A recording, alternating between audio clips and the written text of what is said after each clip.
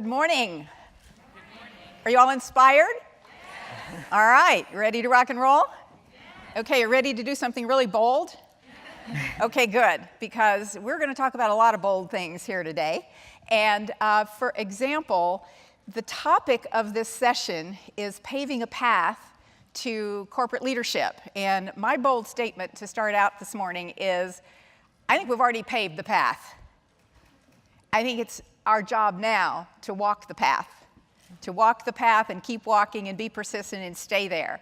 And as Debbie Wasserman Schultz was just talking about, and as I wrote about in my book, No Excuses, one of the issues that stops us on the path very often is some ambivalence around power. But you know what? As women, we earn 57% of the college degree, so we're very well prepared. The business case is now absolutely unassailable for having more women in leadership in corporations and everywhere else, in politics, everywhere. And we have the power of the purse. We buy 85% of the consumer goods and products that are sold. So I just wanted to put a little framework around that and say that we have all that power, but power unused is power useless. Power unused is power useless. So what we want to really talk about today is how we can use that power that we have in this incredible moment, sort of a perfect storm in a good way for women. And there couldn't be two better women to talk about this because, as Claudia has already said, Fran has been in the corporate world at the very highest level and then has taken another path that takes her more into entrepreneurship. And Marlene has a very distinguished career in corporate life. And so I thought it would be good to just start with each of you telling a little bit about yourselves, how you have walked that path, what took you there, and if you wouldn't mind, share a few of the things that we wouldn't find on your LinkedIn profile about how you got here. Marlene, let's start with you. Okay. Well, I think for me, before I share my path, just to lay the foundation for my career has always been don't just take what you can get, create exactly what you want. So I've been very intentional about my career and my life. What you won't find on LinkedIn is I'm an immigrant to this country. I came here when I was 10 years old from Jamaica, and I had a mother who said, my mom said to me very early in life, don't depend on a man to do for you what you can do for yourself, number one. And number two, don't allow anybody to define you. You define yourself. So foundationally, I knew that in order to create the life that I wanted, I needed to have a career. I needed to be independent. And so my first step was I went to the University of Chicago. I got a degree in economics. I got a full scholarship to Northwestern Law School. I started my career as an associate at a law firm. And I tell you these things because at every point of the way, there was something or someone who basically told me what I could or could not do, or who tried to define me. So after my first job in a law firm, I moved to corporate America as a very young lawyer, 2 years out, and I worked for Blockbuster. And from there, I went to AutoNation, from there, Burger King, and now I'm at Bacardi. And it's been a long journey. But what I know is this. I had to be very clear on three things. One, who am I? And what that means is, what do I stand for? What are my priorities? And what are my non-negotiables? So laying on that, it's what are my goals? What do I want to achieve? But more importantly, why? Why do I want to achieve them? Because as you go along the way with people telling you what you can't do, what you shouldn't do, you need to really understand why you want it, because then you're able to fight for what you want. So the foundation for me and my pathway has been fight for what you want. Wow, great. Love that. You know, it's so interesting. I didn't know that about you, the whole immigrant thing. I'm also an immigrant. So I'm the daughter of two very amazing people who are Italian immigrants, and first in my family to go to college. Very strong values, same kind of the foundation is really important. And For me, when I look at my 25-year-long career, I've really reinvented myself twice. The first time was in the mid-90s, actually, as the commercial internet was developing, and I left a corporate finance job at Coca-Cola to go to Moviefone, which was an early stage company. And for those of you in the audience who are old enough to remember, back then, it was 777 film. It was a phone service. And I was so excited about the idea of putting Moviefone on the internet and getting showtimes and movie tickets online, right? Which was like such a novel idea back then. But that was such a pivotal moment in my career because it got me into digital, and it also moved me away from a strictly finance role to more of a general management role. And then Moviefone was sold to AOL, and that really started sort of a 15-year journey in media for me. I was at Moviefone, I was at AOL, I was at Time Inc., all in sort of like general manager, president roles. And the biggest thing that I accomplished at Time Inc. was relaunching People.com from a website that was really a marketing channel for People magazine to more of a really successful standalone business. And we turned People.com into one of the most profitable businesses at Time Inc. Like out of the 200 businesses there, it was in the top 10 in terms of profitability. And I think that really catalyzed Time Inc. to basically say, you know what, digital is really important, and we need to transform this print company into a digital company.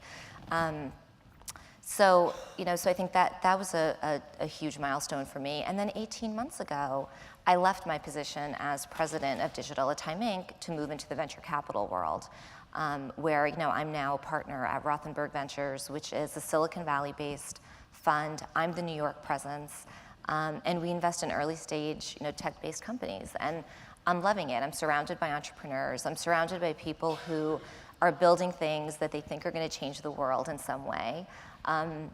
And a lot of times that does happen, and sometimes it doesn't, but just being around that energy is incredible.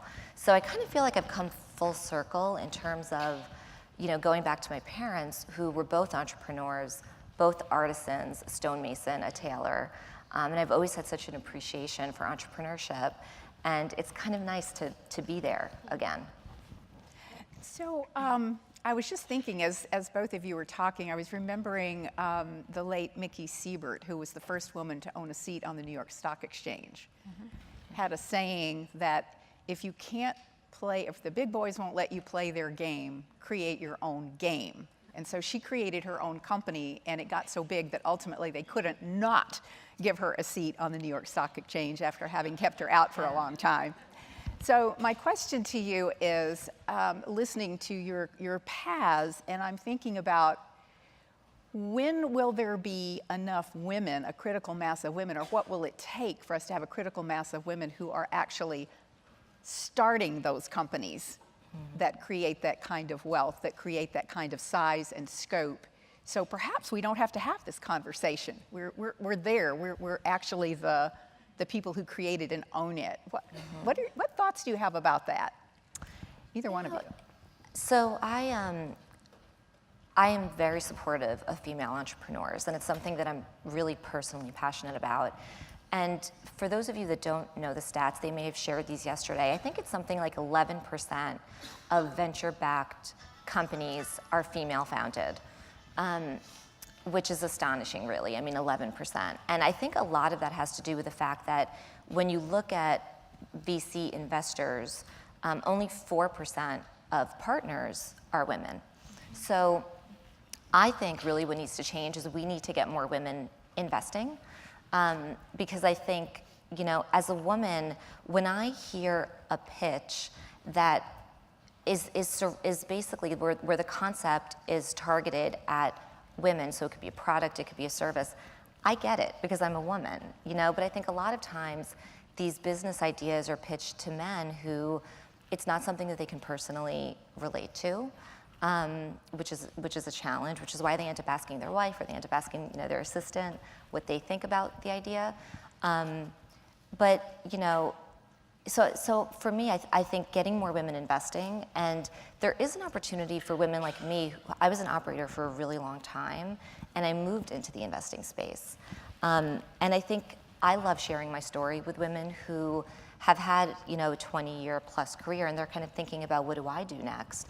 And I have to tell you, this is like a great path. It's a great option. From a flexibility perspective, I have 2 little kids. I get to spend so much more time with them because I really do set my own hours. So it's something that I always really love to encourage women to think about, because the more women we have investing, the more women will get funded. So Marlene, you had your company's women's initiative. Yes. And I do a good bit of training with corporations, and I often find that women say to me, well, I don't get involved in the women's initiative because I don't want to be pegged. I don't want to be put into a box. I'm good at what I do because I'm good at what I do, and it has nothing to do with gender. What do you say to that theory, and why are you so committed to advancing the women's initiative at Bacardi?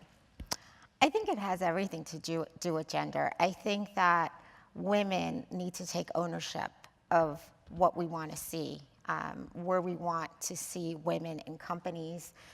We are controlling consumer spending decisions.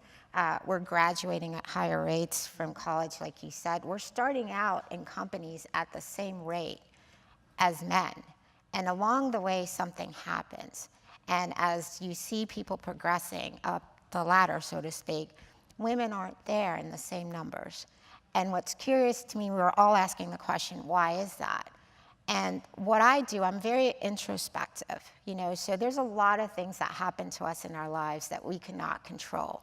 But there's also a lot of things that we can control. And as women, we need to think about, how do we show up, and how do we have the courage to speak up, and how do we let people know what we want? And we add so much value, and we should be very proud of that. So being a part of a women's initiative is really just being there to support each other and to let, as a collective group, our worth and our value shine, and never apologize for that. So at Bacardi, our mantra is, we're badass women. We're here to make things happen. And we're unapologetic, and we're fearless, and we will do whatever it takes. And that's been my experience in my career. Always to advance my career, I've known that you don't just sit back and quietly hope that someone's going to recognize that you're doing a wonderful job. And women tend to think that all I've got to do is perform, be excellent in what I do, and somebody is going to notice that and reward me. And that's not going to happen. If you see a man will speak up and toot his horns all day long. Even if he's not that great, he's going to say, I am great. And women need to not apologize for our greatness. We're great, and we bring a lot to the table, and we need to show up with that confidence and let people know what we want. Well, that leads to a question also of some of the issues around implicit biases that I think are particularly complicated and challenging in the corporate world. Because, for example, what the research shows is that if a woman does raise her hand and she does self-advocate, that she is often judged more harshly than a man who does that, because in a sense she's breaking her gender stereotype. Break it. All right. I mean, it's a stereotype, and I'm all for, my mom was a feminist, but I like to call her a quiet feminist. She wasn't out there burning bras and all of those things. Which, by the way, never happened, so you know. But at the end of the day, she worked for what she wanted. She created what she wanted to see, and that's what she instilled in me. So I really think it's having that passion, that drive, and that belief in what you want. And women have to be able to make the trade-offs. So, for me, what was very important is I knew that I wanted marriage, I wanted a family. And, back to the advice that I got from Mom, it's marry a man who's not going to be afraid to make you his equal, because you need that support system. And wherever you can get it, it can be from your spouse, it can be from the people you surround yourself with, but create that support system that you can be completely honest and completely real about what your fears are, what your challenges are, and go for it. Never ever give up. There's going to be a ton of people that will tell you no all day long. And I can tell you in my career, I've stood on a ton of no's, but I didn't let those no's stop me, because quite frankly, when you let someone who tells you no stop you, then you're basically just giving them power over your future, over your life. And I've had people tell me, you can't do this, that's not going to be for you. And I say, okay, I hear them. I don't argue. You don't need to argue with them. Just let them say what they think. But that's their opinion. At the end of the day, you know what you can do, and go do it. Fantastic. Yeah. Love it. Fran, I understand that Harvard actually did a business case on you, and you're transversing these two different worlds. And they picked it apart, and they gave you lots of pros and cons. They gave you their opinions about what the pros and cons were of each one of the worlds that you've lived in. Oh. What was some of the best points that they made to you for staying in corporate and for going the path that you took? Yeah, I mean, look, it was an incredible experience. The case study itself was written by two Harvard professors, and it was 15 pages long. It was pretty in-depth, and I got to go to Harvard Business School and sit in two different classrooms where they debated whether I made the right decision or not. And there were 90, it was awesome. And then I got to speak up at the end and defend myself, basically. But, and there were 90 students in each class. And, it was really interesting. I would say pretty unanimously, everyone felt I made the right decision, moving from corporate into venture capital. I think there was a lot of debate about where I went, which I could talk about.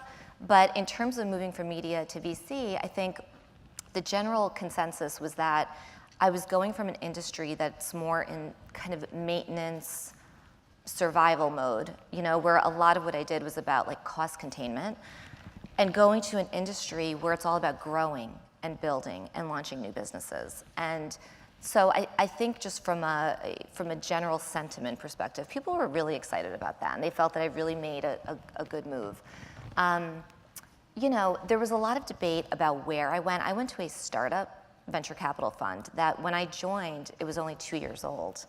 And I went to work for a guy who was 29 years old. So there was a lot of conversation, especially the women in the room felt that I should have started my own VC fund. They're like, why are you going to go work for this kid? Given everything that you've accomplished, why would you go work for this guy who's a kid? And I can understand their point of view. They're young women. A lot of them, don't have families yet. They're very ambitious. They're very driven. But I did think about starting my own fund. But the reason I didn't do that is because, first of all, I had a lot to learn about venture capital. I had been in media for a really long time, and I had done some angel investing, personal angel investing on the side. So I dabbled in it, but it was something new. And I wanted to learn. I really felt like this was a huge learning opportunity for me. And because I had 2 toddlers at the time, I didn't think that it was the right thing from a lifestyle perspective for me, because you have to raise a fund. You don't just hey, I'm going to start a VC fund. You have to go out there and you have to raise millions of dollars from investors. So once I explained that, the women got it, but it was hard for them to be empathetic in the beginning because it's just not where they are in their lives. And then some of the men, this was actually interesting, some of the men felt that I should have gone to a larger, more established fund. And I think a lot of that is kind of ego-driven. And I considered that. I spoke to a couple of larger funds. I could have gone in as sort of an executive in residence versus where I went, which I went in as a partner. But the big thing for me was that I knew Mike. I knew the 29-year-old kid. I had invested in his fund. I had been an investor for a year. I'd gotten to know him. He was bringing me ideas, and I was kind of learning about how he thinks about things. And I felt like I was de-risking the situation. I mean, going from media to VC, I was de-risking it by going with somebody that I had a pre-existing relationship with. So, but it was still really fascinating to hear, to hear the class. And there was a lot of conversation around, oh, Mike is bringing Fran in pretty much as her, as his Sheryl Sandberg. She's the grown-up. And there is some truth to that, as the grown-up. But I think giving Mike so much credit, he really wanted a woman. He really wanted to bring in a female partner. He wanted somebody who had operated before, and he wanted somebody in New York. So I look at the kid, and I'm like, that's a lot of wisdom, for somebody to realize that these are the things that I need, and I'm going to go after this person. Well, life is long, and we have an opportunity to do many different things along the way, which is the good news to those of you who are just starting out, by the way. It's very true.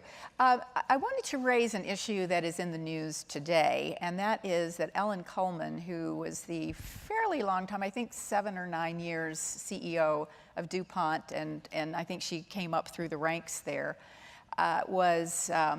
well, the news says she retired, but it's a very sudden thing. It's pretty obvious that there have been some issues going on and that she was kind of pushed out. She was brought in as the CEO at a time when the company was in deep trouble. And we have seen a pattern very often of finally, when companies are in deep trouble, women get brought in to clean up the mess. And I fear that it may be a message that it might deter some women from wanting to take on more responsible roles because they might fear that this is just sort of a trap for me to maybe if I'm not successful, I'm out pretty quickly. Just would you address that, because I would hate to see women fail to take opportunities of that nature because of that kind of fear. You have both probably seen examples of opportunities that could be turned. Well, I just want you to answer the question. I don't want to answer it for you. What would you say to someone who's considering it? Well, it's interesting. First of all, I look at this example and I'm like, wow, she had a great run. I mean, that was 7 years. So kudos to her. I think you have to go for it. And I really do feel like I've learned so much more from my failures than I've learned from my successes, in my life, in my personal life, and in my career. That's how you grow, and I don't know, I actually feel, I admire her so much that she did go for it. And obviously at that time, the board had the faith and the confidence in her to give her, to put her in that position and to put her in that role. So I look at it in a really positive way. And I always encourage people, I've had so many young women that have worked with me over the years and that I've mentored. And you kind of have to know, when is the right time to move on to your next thing and really embrace it and embrace change. And it's a learning moment, and swing for the fences. Nothing to lose. And there's lots of men getting shown the door all day long. And the guys will always find another job for them, you'll always find another job. She stayed there for 7 years, and I'm sure in that 7-year time frame, she had a lot of successes. So, if you have an opportunity that presents itself and it's something that matches with what you want for yourself, go for it. Go for it. Say yes. Take the risk. Well, that's a great place for us to wind up with the last question. And when we were talking earlier about this panel, we all agreed that we wanted to end it with a call to action. So if you think this has just been a nice conversation, not to be challenged here. So what's your call to action, Marlene? What's your call to action for the women who are here today? I would say, this is a quote I saw, but I love it. Be the kind of woman that when your feet hits the floor, the devil says, oh crap, she's up. And to me that says, be a fighter, be a warrior, fight for what you want, fight for what you believe in. As long as it's aligned to your goals and who you are and what you stand for, in your career, your personal life. Don't give up on that. Be true to yourself and keep on fighting. I love that. So I selfishly have two initiatives that I'm supporting that I would love for all of you to support. One is, the first one is called the TIA Girl Club. TIA stands for Today I Am. And it's an initiative that is on Kickstarter right now, and it's focused on the camouflaging that happens when girls turn 8 or 9 years old, where they literally lose their voice and they're afraid to stand up and be different, and they really just sort of want to blend in with the crowd. It's an incredible initiative. It's on Kickstarter. It's called TIA Girl Club. And then the other one is actually a 92Y initiative that was started by Asha Curran, who I believe is moderating the next panel. And Asha is the Director of Innovation here, and she just launched a Women in Power Fellowship that's designed to get women that have high potential, that are in the corporate world, but even in nonprofit entrepreneurship, really getting them into the C-suite. And it's a fellowship program, and they just opened up for a call for nominations. So please visit the website, and if you know of an incredible woman who would be a great fellow, please nominate her. Or maybe yourself. Or maybe yourself. Right. Well, and with those, if I may take the liberty to expand to something that is it is the passion of my life, and that is getting women to leadership parity by 2025 across every sector of business, politics, entrepreneurship, everything. I will just close with this small story. When I was finishing writing my book, I got to that moment where you have to submit it to your editor. You can't keep making changes. It's a horrible moment for those of you who maybe you've written books here, oh my goodness, I can't change anything else. And I was doing one last read through at about 3 o'clock in the morning before I had to press send the next morning at 9 o'clock. And I came across one of those errors that spell check can't save you from. I had written the word parity, but it had become changed to a party. And so my activist challenge to you is that let us all plan to have a very big party when we reach leadership parity by 2025. Thank you. Hi, I'm Claudia Chan, and I'm the founder of She Summit. If you enjoyed this video, please share it with your friends and community. At She Summit, we believe there is a leader and change agent inside everyone, and our goal is to unleash you to lead change from where you are for issues that you care about to benefit your life, your family, your workplace, and even the world. There's so many ways to follow us if you're interested in this leadership content. You can actually subscribe to this YouTube channel, of course, but also visit our website where you can sign up for our newsletter and learn more about our community, new leadership courses that we're rolling out, and our 2019 She Summit conference. And I also just launched a podcast based on my book. It's called the How We Rise Leadership Podcast. So please follow us. There's so many ways to follow us. And I'm so excited for you to join our new generation of leaders to lead change again for our lives and for the world.